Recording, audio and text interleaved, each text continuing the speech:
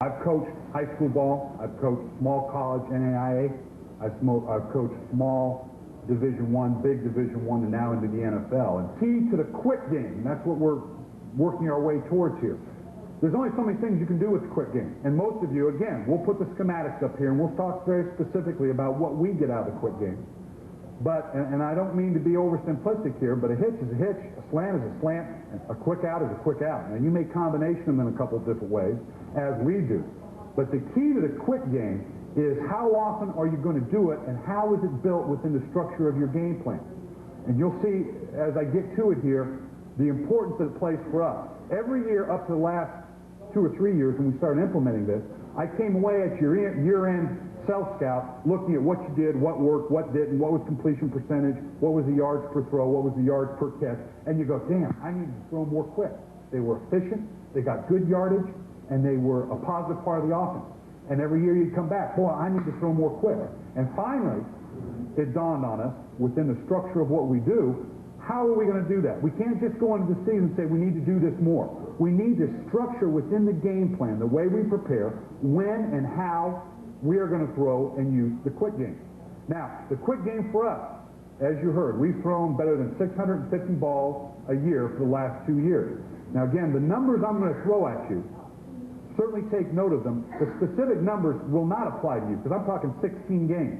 What you need to do is take it one step further, whether you're college, small college, junior college, or high school, and apply it to your total parameters as to how many times, how many plays do you run a game? How many third down situations are you in a game? How many first downs do you generate in a game? I promise you that they're proportional. The exact numbers are going to be different, but the proportions are going to be the exact same. So for us, we said, how are we going to enhance the quick game? How are we going to get, and for us, we threw 178 quicks, what I call three-step drop, hitch, slant, quick out, whatever combination is, 170 of them last year. Now that's better than 20%, 25% of our passing attack. And that's about where it needs to be. And here's why. There are 4, and this is something you're going to want to write down, I promise you. There's been a lot of studies done over the last 15 years, statistically. What are the most viable measurements to winning? There's a lot of things that go on in this game. First down efficiency, third down efficiency, red zone, completion percentage, all the kicking game percentage, change of field, time of possession, all it has to do with the game. But statistically, it can be analyzed, what are the 4 factors, we were looking for, what are the 4 factors that most often dictate the success of a game? Now, the number 1 factor, everybody in this room right now could say it, turnovers. Age old, absolutely. You win the turnover battle, that is usually the highest correlation to success. It's in that 80, usually that 80 to 85% bracket. If you win the turnover battle, you will win the game 80 to 85% of the time.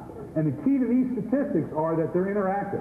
It does no good if you lead the league in turnovers, getting turnovers, if your offense is leading the league and giving it up. It's an interactive relationship. The second measurement, this surprises people sometimes, is explosive. Plays of 20 yards or more. That's what the league measures, the NFL now, and again I'm talking in NFL terms. The league measures an explosive as a gain of 20 yards or more. Now, we have found it to statistically be more relevant of passes of 16 yards or more and runs of 12 yards or more. And I'll touch on the reason for that a little bit later on. But explosives, and interestingly enough, the last 2 years in the National Football League, explosives actually exceeded the percentage of turnovers. The team that had the highest explosion rate in relationship to its opponent had an even higher success ratio than the turnover ratio. Both very good. And you're talking about huge changes of possession. Obviously, big chunks of yardage here with explosion. The last 2 years, we have been either number 2 or number 3 in the league in creating explosive plays, gains of 20 yards or more. And that's been a big reason for our success, because it becomes increasingly difficult to go the length of the field.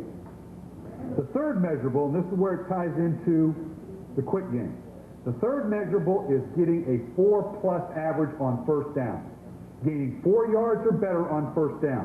And you can extrapolate this out very easily in your mind. Obviously, we're talking about putting yourself in a number of second mediums compared to second long. Even if you're unsuccessful on second down, you're still in a third medium ratio instead of third long, and we'll talk about that in the second part of the segment.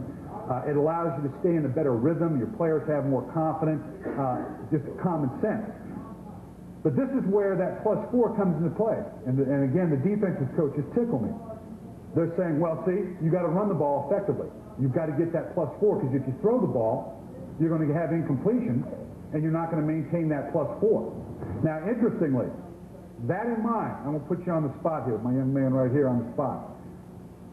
To win the +4 average on first down, what percentage do you think it would take to do that? What percentage of on first down do you think you have to gain 4 yards or more to be efficient to win?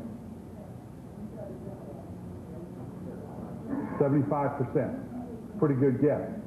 If in the National Football League now, if you were to average between 45 and 50% of 4 yards or better in your rushing game, you would have led the National Football League every year for the last 10 years. 45 to 50%, 4 yards or better. And it's getting tougher.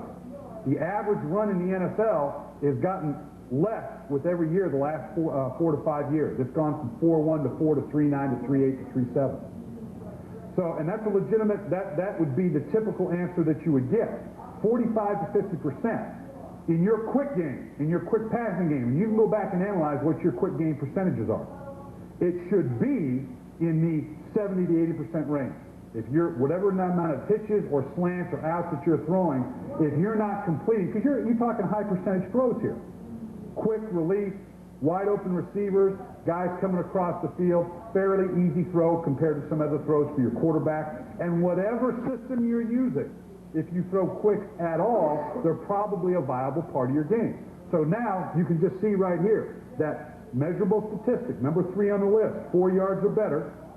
Rushing, if you're really good rushing, 45 to 50%, but you're talking 60, 70, 80% in the quick game. So you get where I'm going with this? The quick game, in enhancing that third most important measurable probability to success, gaining 4 yards or better on first down, becomes vital. And that's what our approach is. That's how important it is. Now, the fourth measurable, just so you have, and it's not for discussion today, obviously, that's another clinic or another tape or another book, is red zone efficiency. It's converting points in the red zone when you get there. I'm not talking about touchdowns necessarily, would like that. But the team that will convert the highest percentage of scores when they get into the red zone is the fourth highest correlate to winning. Perfect example, that was 1993, before we had Warren Moon, we had Jim McMahon as our quarterback. We were not a particularly dynamic offense. We had won the division before in 1992 with Terry Allen, an excellent offensive line, fifth best rushing team in the league. Terry Allen blows a knee in training camp. We lose 3 of our 5 offensive linemen to free agency. Terry Allen's backup breaks his hand in Berlin in a game we played over there, an exhibition game. He's gone for the year. Robert Smith, who was a rookie, caught every childhood disease known to man as a rookie and played only 3 games for it. And Jim McMahon was gone for 5 games, as had been Jim's history. So the point I'm trying to get to is we weren't real great offensively, but we did go to the playoffs. We won 4 of our last 5 games against 4 playoff teams, 3 of which were division champions, to get into the playoffs. And we did it because we had 3 of the 4 measurables. We led the league in turnover ratio. We were not very explosive, but we were second in the league in +4 or better efficiency on first down, and we led the league in red zone efficiency with 96%, which no one's come close to in even the last 5 years. And that had a lot to do with a good field goal kicker, and it also had to do with being very careful with the ball when we got in the red zone, and obviously playing some pretty good defense. So, where are we getting at with this? Trust me, we're getting there. Here are some numbers to look at, and you'll see where I'm getting with this. Just have faith with me here a little bit. I pulled out a couple teams with different styles of plays, AFC, NFC, and the numbers themselves are really insignificant. That's for another discussion. But you can see in the open field in the red zone, broken it down and distance-wise. And the thing I want you to recognize is, again, not so much the totals, because they'll only apply to you so much, and the ratios will change for you, but how consistent each of these levels are. And it doesn't change from year to year. Like I said, this is a very geometric game. You are in first down, second medium, second long, nickel situations, red zone, starting a series inside drive, in an incredibly identifiable number from year to year. If you may have already done this. If you will take what you do offensively, over the last 4 or 5 years and chart how many times you are in that situation, you will astound yourself how similar those numbers are. And it's obviously going to be very similar if you're talking the same offense. What I'm trying to show you here is different styles of play, different divisions, different conferences, different levels of ability and offense, and the number of times you're in these situations, give or take a play per game, is incredibly similar. The point I'm trying to get at is you can identify how many times you're going to be in any given situation in a ball game. Now, let's look at Stanford again, just to take it down to another level at the collegiate level. Here were 3 years at Stanford. Now, obviously, in the college game, they run more plays. They're not on the same clock that we are in the NFL, so they tend to run between 5 and 6% more plays than we do. But again, the percentages and the time you're in it isn't the point to be made right now. The point is, again, look how consistently you are in the same situation the same number of times. So one of the first keys you have to do is identify what are the parameters I'm talking about for my offense. How many times am I in first down in the open field? How many times am I in first down in the red zone? How many times can I be there in third down? What are my second and long, second medium ratio? And here's what I'm getting at, and the reason for it. Given those numbers, where we start with our game plan, and there again, this is a different discussion, but it's going to make my point. We're in first down between 20 and 25 times a game in the open field. These are open field ratios. So that means in the first half, I'm going to be in that 10 times. I'm going to be in second long 10 times, second medium 5 across the board. So in a half, I'm roughly going to cut that in half plus 1 if it's odd. Obviously, if I'm in there 5 times a game, second medium in the open field, cut it in half is 2.5, got to move up, so I'm going to have 3 plays in my first half. Now, this is the ratio we would use. We'd like to be balanced, even though we throw the ball as much as we do. The numbers down here, that's up to you. Sometimes guys look up and go, well, that's all great, coach, but I don't want to run the ball that much. I don't want to throw the ball that much. That's not the point. If you want to run the ball all 10 times, do it. Whatever fits your ratio, I'm not here to tell you to throw the ball more. I'm not here to tell you to run the ball more. I'm telling you to identify the number of times you are in a given situation and decide before the game what it is you want to get done and what it is you think you are. Now, for us, we want to break that up evenly between run and pass. Obviously, on first down, I want to present that balanced look. Of the 5 passes, this is the ratio I'd like to have. And this will change from week to week. One week I'll say, no, I think we need a few more quick. No, we're going to run the ball a little bit more this week. It's going to be more play action. Whatever these ratios and whatever you do, maybe you don't run drop back. Maybe you do nothing but the quick game and the play action or sprint out. Whatever it is, identify it. For us, that then breaks my openers, that mythical or magical Bill Walsh, Joe Gibbs, 25 openers. This is how we start with it. I can't go into the game. I have a tough time analyzing an opponent and going, what 40 passes am I going to throw? But I can identify what's the best starting 8 drop backs, 3 quick, and 5 play actions I'm going to throw, and build from there. And that's where I start every week. Now, the point being, getting eventually around to our topic, is the quick. I am going to design in my opening sequence in the first half, in the open field, a minimum of 3 quicks. And they'll be based on formationally, my run formation, certain things, mainly as a balance to the other things that I'm doing. By identifying it in this number, and I'm talking about just the first half open field here, that's the 3. There's going to be another 3 or 4 in the second half. There's going to be 1 or 2 of the red zone. Now you see where I'm up to that 6, 7, 8, 9 quicks a game that get me up to 25 to 30% of my passing offense in the quick game, if you so decide that that's what you want to do. How much of it's on first down versus second long, second medium, again, that's for you to discern. But the first key in identifying the quick game for you is, when am I going to throw it? The players have to be aware of it as well. You need to sell the fact to them, guys, this is why we're throwing the quicks on first down. It's got to be high percentage. We've got to have the catch. We've got to have the sharp throw. The catch is everything. Anything beyond that is a plus. But the catch is everything. Get me that 4+ average on first down, not the incompletion. Okay, now that I've identified the number of quicks that I have, the next thing you need to do is make sure that within the practice structure, And there again, I'm not here to tell you how to practice. I'm not here to tell you how many snaps you can take. This is the ratios that we use.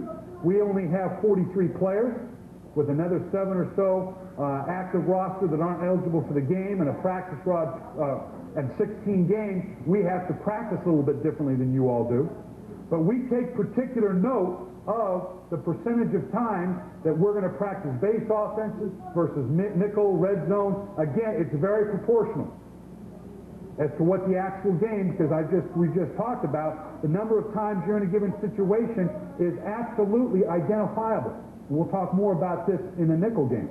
But as I work this base offense, 46%, if I'm going to throw 8 or 9 quicks, if it's going to be 25% of my passing game, it better show up in practice time as well. Don't put a player in a situation where you are counting on a major part of your offense and you haven't practiced it adequately in the right situation. Now, the quick game is such that sometimes it's very easy to say, well, we throw enough of it that I don't need to practice it against the live defense too much this week because we run so much of it. That's fine. At least that is a conscious, overt act of saying, I've identified the situation, this is how much I'm going to practice, whether I need it live or versus air, as opposed to just dismissing it, not giving any thought, and now you're putting that quarterback or that receiver in a position to succeed that totally puts it on his shoulders. Okay, now with the quick. All right, let's get to the specifics. And I've worn you out, and again, we'll expand on this in the nickel game where it is even more applicable. But the bottom line in stage 1 here is trying to convince you how often you should throw the quick game, the importance, and the ratios you should do with it. Now, we throw the quicks in 3 ways. And obviously, you have to tie your protections in with it. I've noticed one of the topics later today or is talking about the passing game and how protections will dictate that. And that's very important. As an offensive coordinator, and as a guy who's been in the back end of it, designing routes for all my career, and that's the fun end of it, I really don't think I came of age as an offensive coordinator or really made that next step into reaching that level of truly knowing the passing game until I spent the time to really understand protection schemes. That's much more important. We can all design routes, and players never forget a route. They never forget where they're supposed to run half the time if they're going to get the ball. But the protection schemes are probably the single most important thing you could do. We have 3 types of quick protection schemes. We have the quick sprint or dash, which is simply obviously a gap, break contain, hit the thing on the 3rd or 4th step, which Warren obviously is very good at given his run and shoot background. The second type we have is what we call rip or lift protection. That is a 3-step straight drop back. It's the easiest protection we have because it is true gap, not gap man, not gap zone. It is gap. Let me expand on that. Anybody that runs a turn back protection, you either have to start with man principles that say you and I are going to turn back on the first down lineman and work to the back to the next level, or you have zone principles that say you and I are going to control this zone, and in whatever combination they come, we're going to handle this zone. And most turn back zone or turn back man protections work in unison with one another. Or in this instance, it is a turn back gap. I don't care if there's 30 son of bitches come through that hole, that gap is my responsibility. I don't care what the front is. I don't care what the stack of the backer is. I'm going to protect PAT protection. I'm not letting anything come between me and the guy to my left or right, whichever way it's called. Now, this is incredibly efficient. It's easy to coach. It allows you symmetrical routes, meaning that you can get 2 and 3 receivers, or 2 if you're balanced up. You can get that tight end or that second tight end if you're in 2 tight, or the 4 wide receivers. You can get 2 guys out each side or overload an area and have 3 outs quickly right now and incorporate that tight end or 4 wide. The back is committed to protection. There's no leaking out here. And he goes directly to the ass, to the side call of that tackle, and takes the first thing that comes off the tackle's ass. This is the easiest thing we audible to. We go to it a great deal. It's a no-brainer. We don't care what the front is. The quarterbacks are very comfortable with it because they know who's getting out. The limitations of the protection are twofold, and you want to recognize those. One, obviously anything coming from the outside, deep from the outside, cannot get picked up because you're selling out to the gap protection. And do not dilute this. Do not tell that back to handle that slot blitzer off the outside, go to the hip of the tackle, secure it, but watch for the outside and then skip out to the outside guy. If you do it, I promise you during the course of the year, someone's going to violate a gap, and while he's looking for that rusher to come to the outside, you're going to have someone beat his man with a quicker pass to the quarterback. Don't dilute pure gap protection. Live with the limitation that if there is something that comes off the slot on the outside, that the quarterback has to beat it with the throw. And as long as he's aware of that, you're going to be okay. Okay, I can't stress that enough. A perfect example is here on the 34 diagram. This tackle right here can look up here and say, wait a minute, I can see this backer up here, and he's not threatening. So there's nothing going to violate my gap. So I can hang around here with this tackle a little bit longer and don't worry about my gap. And that will ensure the back can then go to that outside man. Because if you do what I just told you, sell out to the gap, and this guy takes an outside charge, and he comes, the back can only take one, in theory, in the way it's drawn up. Okay? Now, this is where the cross-coaching comes in a little bit. I tell that tackle, if you can make that assertion that your gap is not threatened, and you want to hang with that defensive end just a little bit, you may do so, and it will certainly help us in terms of widening this pocket. But don't ever be wrong. If your inside gap, if you ever get beat to the inside gap, I'm going to have to send a letter home to your mama about how you died after a film session. Do not give a quick, open, short angle to a defender to hit my 39-year-old quarterback, who's probably one of the all-time great quarterbacks, in my opinion, to ever play the game. Okay? So, you have to qualify a little bit, but the point I tell him is, if you make the mistake to go gap and this guy comes free, I will live with that. That's my responsibility. But obviously you've got to be a good football player too. I tell my players all the time, I can't have two players. I can't have a player that doesn't do what he's told. But we're not going to win with players that can only do what they're told. At some point, a certain level of free agency has to come into play, and they have to play football. One of those, don't go out there, yes, touchdown. We've all done that too. Don't throw that, yes, touchdown. We've all been there. So the turnback gap is one of our primary, particularly audible-wise. No-brainer for the linemen. They love it. They love when you audible to your rip and live. Rip and live, right and left, obviously, being the key there. The other way we'll do it is our option or quick option, and the thing I like about this protection, and this is the true turn back zone / man. Us two have these two. Now you got to deal with the front, who has who, what combinations you're working in. This is a 7-man base protection scheme because you've got to commit the tight end and the running back. So you've lost a receiver, although the running back is a viable receiver in that he will check down in front of the quarterback as an excellent man to come off to if the quicks aren't there. I'll expand on that in just a minute. Most of you have, this is a very common protection. If any of you are running the pure ISO fake, turn back, you simply replace the fullback with the tight end. This is turn back zone man protection scheme. It's an excellent one for us.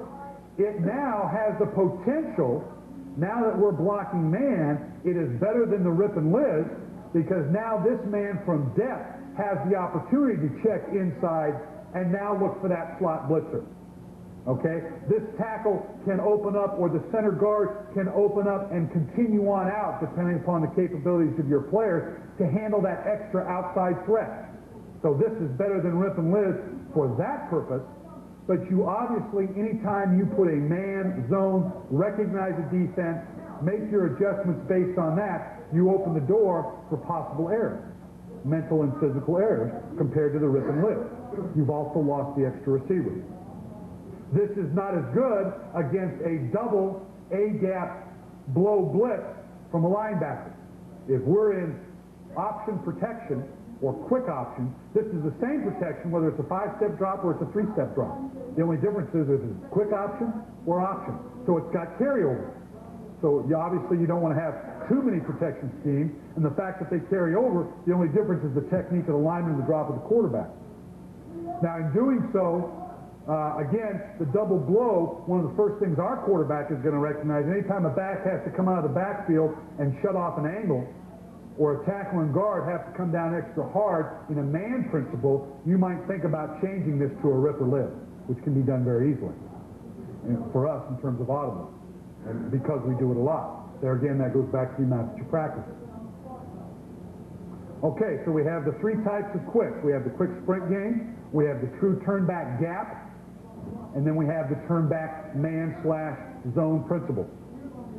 And obviously, the 7-man scheme and the potentials it can pick up is better than the 6-man scheme. If it's not a high priority to get both sets of receivers out both sides, and you're going specifically to one side or the other, then quick option protection may be better than rip and lift. Okay? Now, quick sprint, and now we get to the easy part of it. The actual routes we do with it, not a whole lot. Nothing particularly revolutionary or different here. We'll, like Green Bay and San Francisco, do a lot of this. Formationally, you can set yourself up any way you want. The number one thing we do is just that quick sprint out to that slot receiver.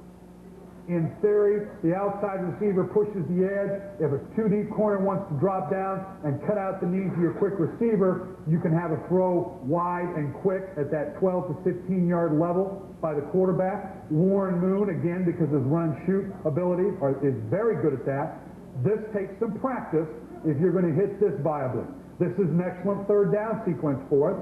This very rarely gets less than 3 or 4 yards.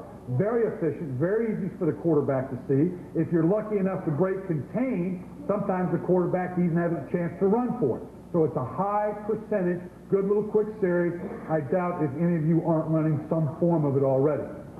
And again, I've just used a couple of formationals. You can do it out of 4 wide, 3 wide, 2 types, 3 types, whatever combinations you want. And again, rather than get into a whole blown out list, we don't have a lot of quick combinations. Again, consistency comes out of repetition. You don't want to give the quarterback a lot of different reads and a lot of different looks on something that you're counting on for a very high efficiency. All right, now the normal quick hitch. DB coach is getting fired up over there. All right, quick hitch like everybody, just a few key coaching points.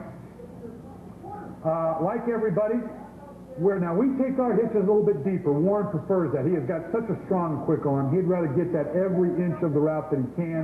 Normally that's going to be 4.5 to 5 yards. Like everybody, versus press, you're going to say very low percentage throw, something we discourage to our quarterback. Now, if you have a particularly gifted jumper, like a Chris Carter, like we do, a particularly gifted, accurate, strong passer, like a Warren Moon, you can make some nice big plays out of this, and I'll give you another sequence that will be better with it. But staves, by and large, are very slow percentage throws. Defensive coaches will tell you, let them have all the quicks they want. They can't beat us with the quick game. They're right if you don't throw it enough. If all you're going to do is throw it 2 or 3 times a game, that's fine. But if you're willing to commit to the quick game, and they're willing to give it to you, you can march up and down the field with it. Todd Santos, a game I remember very specifically, we were playing the University of Oregon.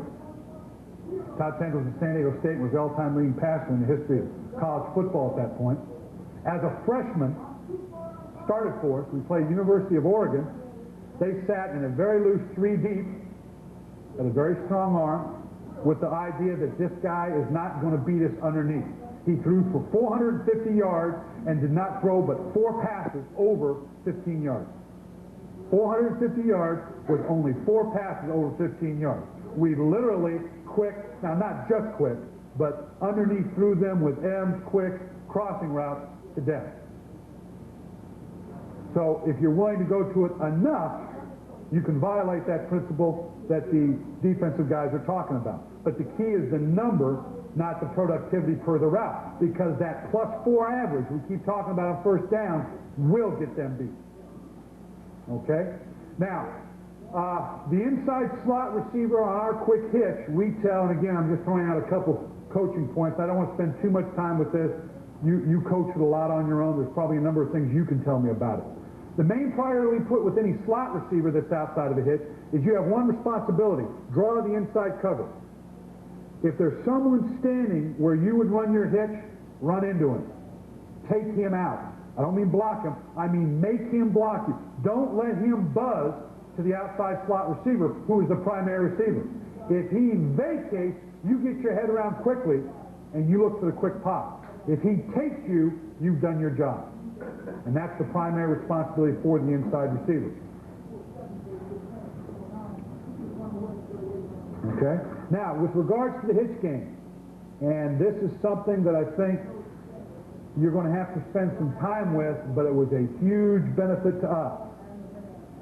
The hitch is the hardest thing to call for me. Why? Because what did I just tell you? The fade is the lowest percentage. It's not a good percentage. And if a team wants to play a fair amount of two deep, if you're hurting them with quick and hitches on first down, and in high school in particular, two deep coverage is a very popular coverage, it's hard to cover. Right when you call it, they go into a press two deep, and now you're forced to throw in fade, and now you're a low percentage. Where we picked up a predominant amount of our hitches are not called, I don't call hitches from the sideline. I tell the quarterback on first and second down, if you see a hitch and you want to go to it, go. No matter what I've got called, in any situation, you want to change your hitch, do so. Now, you may or may not want to do that with the level of quarterbacks you're dealing with. That helped to a degree, but we still weren't getting this high percentage throw enough. Until we started to incorporate hitches on the backside of five-step drop route combinations. What that allowed us to do was to call our normal, this is just an example of one combination. It can be anything you want. It can be a three-level flood. It can be an individual isolation. This part of it is inconsequential to our discussion right now. What we do, though, anytime we have a three-receiver route combination, strong or weak, on many of them, not all, we will build in a backside hitch to the backside. And what the quarterback is told, that if we have a route combination on and they give you that hitch that you now don't have to audible to, before you would have had to, now it's built in, you pull up after 3 steps and you hit the hitch. High percentage. Now, the thing that's going through your mind right now, as it did mine, what about the lineman? What about this back, particularly if he's in a Q alignment behind the quarterback in some kind of option or 7-man weak flow? Is he going to get in the way of the quarterback? This isn't going to work. All I can tell you is it works. For whatever reason, now the 3 steps from the quarterback have to be a legitimate 3 steps. They've got to be a full 3 steps. And the back, certainly on their approach, have to be aware that this is built in, but we don't spend a lot of time with it. The quarterback has never hit his hand on the helmet of the lineman. The lineman has never given so much ground when he's breaking a 5 to a 3 step, and the running back has never run over our quarterback. That's all I can tell you. I can't guarantee it. And it was presented to me, I'll tell you who Jerry Rome, who I have a great deal of respect for, been in the league a long time, was our receiver coach a couple of years ago, introduced this concept to us, and it doubled the amount of hitches that we got in a given year, building in that hitch to the backside. And like Jerry told me, and like I'm telling you, it doesn't come up. It doesn't happen. Try it and see how you like it, but it's a great way to build in the hitch game. Okay? And again, I have some examples on the video for afterwards. Now, the quick out is something we use a great deal of. And the reason we go to the quick out, we do not fade our quick out. The reason is I don't want to get in a position where we get pushed into a lot of fade. And even against 2 deep, the way people play it, whether it's a 2 deep man, hard inside pressure, level 2 deep zone where he gives ground, you've got a chance of still hitting this.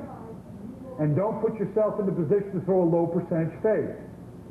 It doesn't have as big play potential because this is about all the yardage you get out of it. This is a long throw. A lot of people don't throw quick out. Warren Moon's got the arm to do it. It's one less fade that you have to run. It's the same route progression for his responsibility, protection scheme, whatever.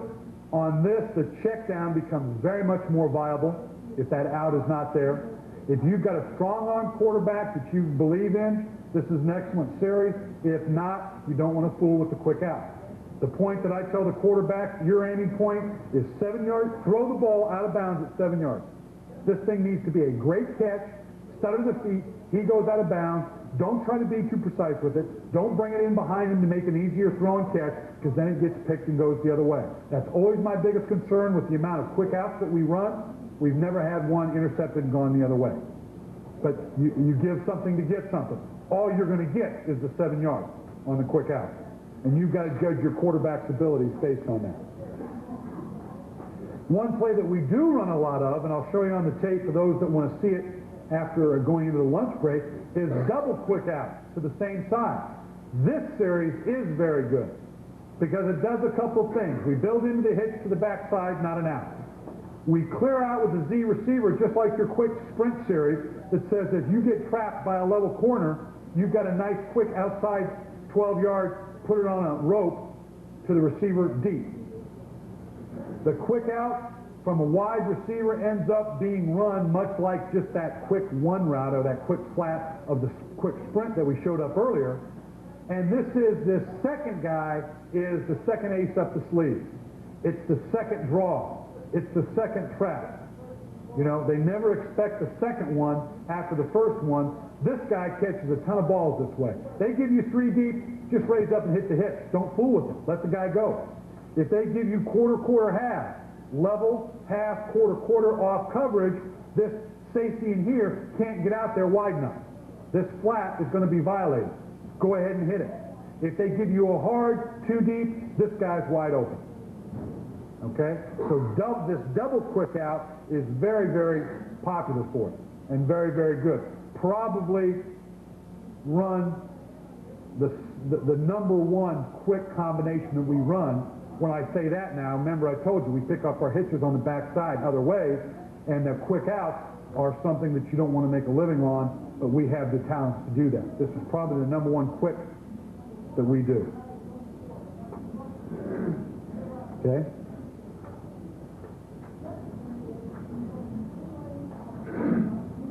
Doubled up on the switch. And then, of course, the slants are the next one. A little bit harder throw.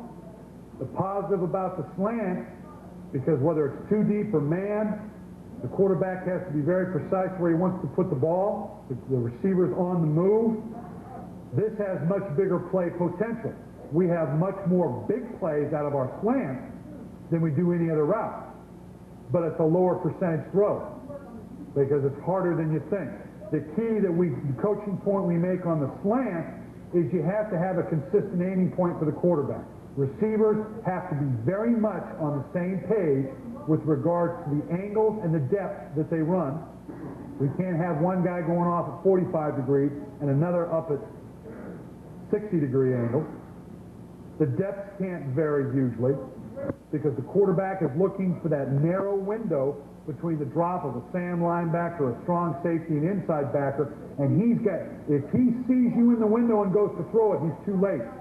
He has to know you when you're going to come into that window, and he basically has to throw it in there, and the lower the better. We school the receivers up to be prepared to catch this thing from the belly down, because the quarterback is going to put it to a spot, and we don't want to have an incompletion because you weren't ready for a catch that came any place but right here. If you can catch it on the run, now you come in that 2 deep, underneath that 2 deep safety trying to blow you up, and you make a miss. Now you get some real big plays off of it. But you also can get blown up, and you can have the thing just a little bit behind you, tipped up in here. Now you tip it up, the safety comes in behind, you get the interception. It's a give and take on the slants versus the hitches and the outs and the double, what we call double Dallas or double quick out.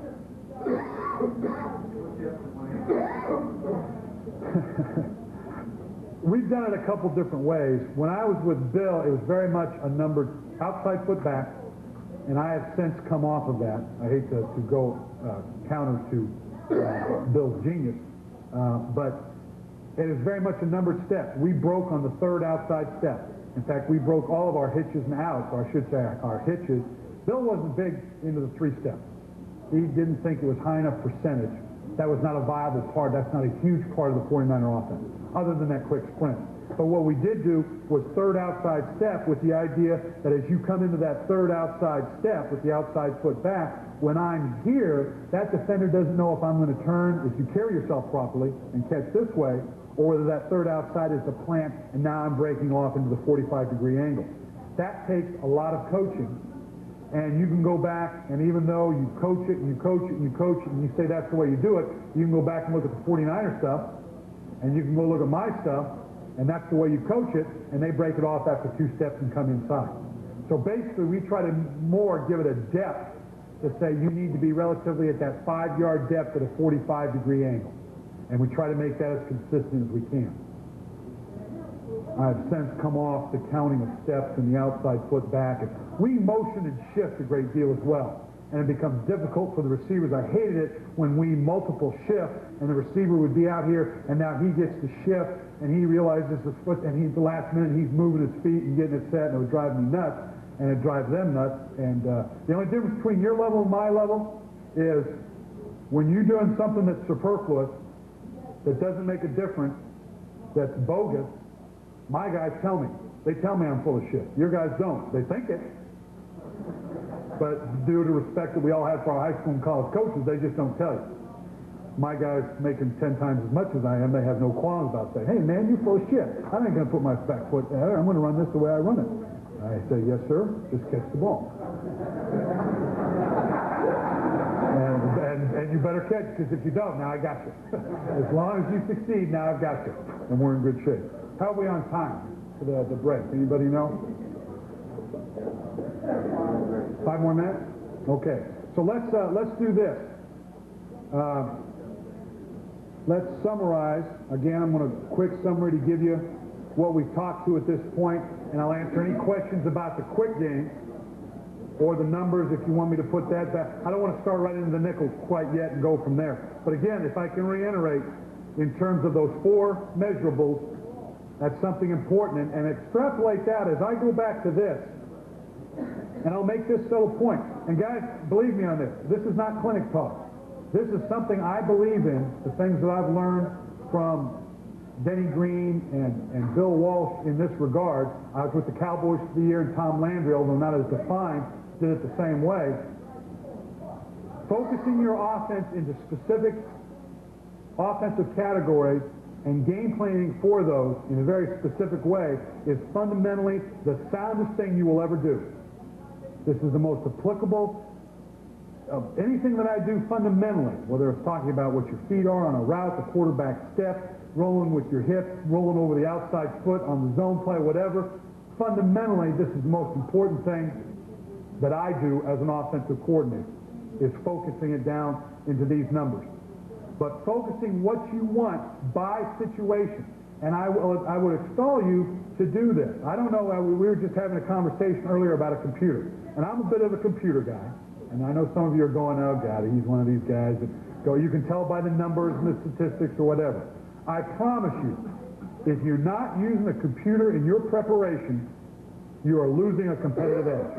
Particularly those of you of high school, if you're not comfortable with it, I guarantee you there's somebody that's on your staff that is comfortable with it. And I'm not talking about buying these pre-game or these game analysis programs that do this and that. And we have that. We have a full-time computer guy that makes $100,000 a year and does a great job. And the reports he generates are great. But the number one thing I use on Excel, for those of you who know what I'm talking about, just a plain old spreadsheet. Excel, Lotus, SuperCalc, Quattro Pro, whatever you have. We have every game that we play, both our opponents that we scout and myself scout, is just laid out on a spreadsheet. So that at any time, I can sort by formation, play, down and distance, productivity, receiver, and get what I need, information that I need. Whether it be secondary coverage, the number of blitzes, how many times I've run this. It's an amazing tool. If you're not using it, you're missing the boat in charting yourself and your opponent. That's the thrust of what we're talking here. Go back if you haven't done it. Take the time, I promise you. If you don't want to do it with one of your assistants. And go back if you don't already have it and take out all of your games. what is it, what, 9, you play 9 games, 10 games at your high school level now, not counting your playoff. Over the last, if you've been at the same place now, obviously for a couple years and run the same offense, even if you're not, and lay it out, real simple, game, number of plays, down, distance, field position, formation, shift, play, description, completion, incompletion, player, and then the defense. And go back and look at your own numbers and sort all of your first down in the open field and see how many times you're in it and compare it year to year. And it will astound you, guaranteed, within 5% margin of error from year to year. Now when you start to focus it in on that, now when I say I want to throw, these are my openers, I tell the run coaches, because they want to run this, and this. They want to run 50 goddamn runs. And I say, look, first half, first down, you got 9. Give me your 9 top runs. Well, we could do this, and then give me your 9 top runs. You want the zone series?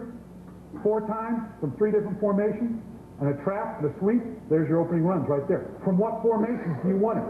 That's where I start the game plan on Tuesday morning. We look at the film independently. He comes in, he tells me what 9 runs he wants, and from what formation. That's where I base my 8 passes, my 3 quick, and my 5 play actions. And if the play actions don't fit, I make him change one of his run formations. But that's where we start. I can deal, and I'm a product of public education now. Limited capabilities. I can do this. I can't tell you this. Seen or stole or came up with that I really think help football players